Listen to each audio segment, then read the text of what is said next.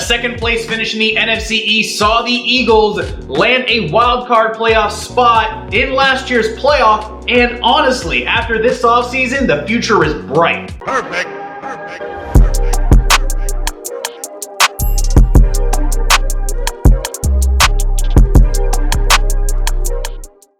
The Eagles' young talent in 2021 provided a lot of promise for the future of the organization. Players like their first-round pick Devontae Smith, tight end Dallas Goedert, as well as quarterback Jalen Hurts, all stepped up to the plate in their first season, really, of real-time performance. Dallas Goedert taking the role of the tight end one for the Eagles. Devontae Smith coming off of obviously a Heisman performance, becoming the starting wide receiver for this Eagles team, and Jalen Hurts in his full first season as an actual NFL starter was kind of here or there. 26 total touchdowns, but also 18 total turnovers.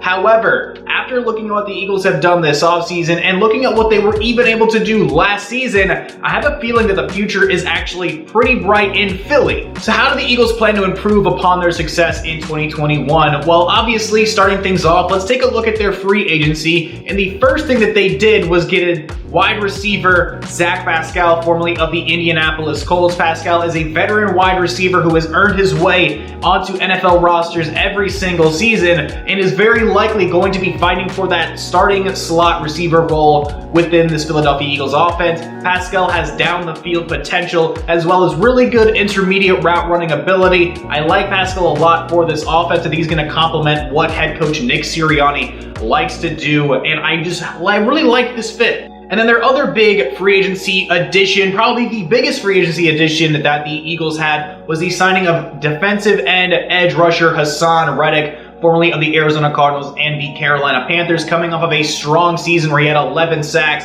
For Carolina, he signed a 3-year, $45 million deal over the past couple of seasons, putting up 23.5 sacks. So Haason Reddick has molded himself into one of the better pass rushers within this NFL. And going into an Eagles defense that last year was able to put up 31 sacks on its own, with some big names along the defensive line, including Fletcher Cox and Brandon Graham. The leader among that group actually being Javon Hargrave, who had 7.5 sacks last year. I think Haason Reddick coming off the edge is going to help add some very necessary pass rush for a defense that looks like it's trying to get a lot more aggressive to help its secondary out. Guys like Darius Slay on the back end help make more plays. And obviously the offseason didn't stop there for the Philadelphia Eagles, as the NFL draft saw an explosive trade between the Titans and the Philadelphia Eagles, where the Eagles landed wide receiver A.J. Brown, signing him to a $100 million extension. Brown, walking into this offense, establishes himself easily as the number one wide receiver within this scheme. He's going to give Jalen Hurts a premier outside wide receiver to throw to on every single drive. And honestly, I really like this fit. I think A.J. Brown is a nice possession guy that loves to do a lot after the catch, racking up those yak yards, the yards after the catch potential within this offense. I love this A.J. Brown fit for the Philadelphia Eagles. I think Philly is obviously going to embrace Brown with wide open arms. He gets the contract extension he wants. He goes to a city that needed and a team that needed that true outside wide receiver number one threat. Brown is a do-it-all kind of guy that can honestly fit very well into a lot of different schemes. His route running ability is not as spoken on as it really should be. His ability to separate and get open is among some of the NFL's best. I really love this pickup for the Philadelphia Eagles. Obviously, they traded a lot of draft capital away to get him, but as far as all of the trades that we see on draft day, I think trading away a first-round pick for an established guy like A.J. Brown is honestly a no-brainer. Love this pickup for them. It's going to help Jalen Hurts immensely, but we're going to talk about that a little bit more later. But let's examine 3 of their picks that I really like. In round 1, getting 6'6", 340-pound defensive interior lineman Jordan Davis out of Georgia, one of those dogs out of Georgia upon that national championship team that goes to Philly, and I love this fit immensely. They brought Fletcher Cox back on a 1-year deal. You've got Javon Hargrave at a 7.5 sack season this past year, and bringing in an absolute unit like Jordan Davis into that defensive interior is going to be a nightmare situation for opposing interior offensive lines. Fletcher Cox was already plenty to handle. Javon Hargrave already plenty to handle. But adding a guy like 6'6", 340 pound, absolute freak athlete Jordan Davis into that mix, again, nightmare situation if you're the Washington Commanders, you're the Dallas Cowboys, you're the New York Giants trying to stop that interior pass rush from getting after your quarterbacks. The Eagles have obviously made it a point to get more aggressive on the defensive side of things to help their secondary out. And getting Jordan Davis is a splash, big pickup for this Philadelphia Eagles team. I absolutely, chef's kiss, love this pickup for the Eagles, and I'm sure Philly fans love it too. Another player I want to spotlight is their round 3 snag of Nakobe Dean, also out of Georgia, one of the leaders of that Bulldog defense at linebacker.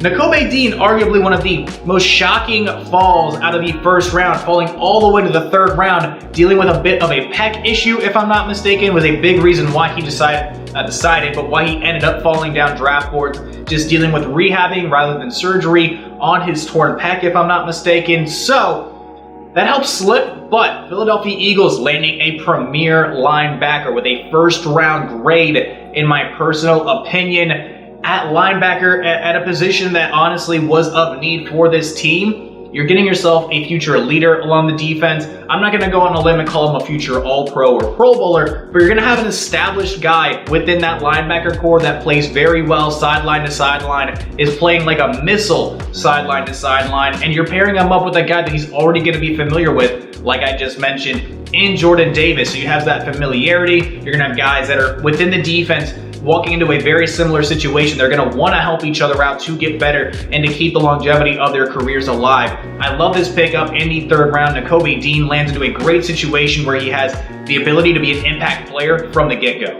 And then finally, round 2, Cam Jurgens, the center out of Nebraska. This is a great future pick for the Philadelphia Eagles, as you still have Jason Kelce along the offensive line leading the way. You're going to be able to plug Jurgens in potentially in a pinch, maybe at guard, but right now, what you tell him to do is sit behind, learn from the master, learn from the former Pro Bowler, All-Pro, Super Bowl champion in Jason Kelce. Learn in his potential final year of being an NFL star, because we want you to step into those shoes. They're big shoes to fill, but getting some time to, fix up and get any of the mechanics that are lacking at the NFL level, getting an entire season to sit behind and learn from one of the NFL greats at your own position is going to be amazing for the development of Cam Jurgens. I love this pickup. I'm pretty sure I saw a clip of Jason Kelce being excited for this pickup, and honestly, this was just a smart draft pick by this Philadelphia Eagles team. Again, just really like it.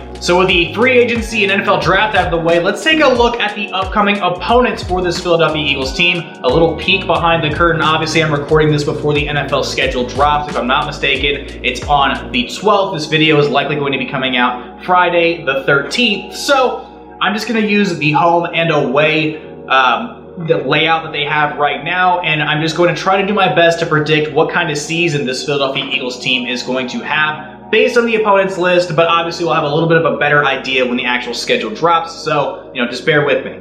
Playing in the NFC East, their home opponents, the Dallas Cowboys, New York Giants, and the Washington Commanders, but at home, they're also going to be seeing the Green Bay Packers, Jacksonville Jaguars, Minnesota Vikings, Seattle Seahawks, New Orleans Saints, Pittsburgh Steelers, and the Tennessee Titans. Within that list of home opponents, I wouldn't be too shocked if this Eagles team, with the improvements they've made, managed to get 6, maybe even 7 wins at home. And then on the away side of things, of course, like I said, Dallas Cowboys, New York Giants, and the Washington Commanders. But rounding up the rest of the away schedule, you're going to have the Arizona Cardinals, the Chicago Bears, the Detroit Lions, Houston Texans, and the Indianapolis Colts. I think maybe on the low end you're seeing 4 wins. I think they could very well find themselves getting 5 wins here. So that would make their season a very complimentary 11, possibly 12 on the high end, maybe 10 on the low end. But an improvement over last year. Obviously, players still got to stay healthy. Guys have to step up and perform. However, I don't think it's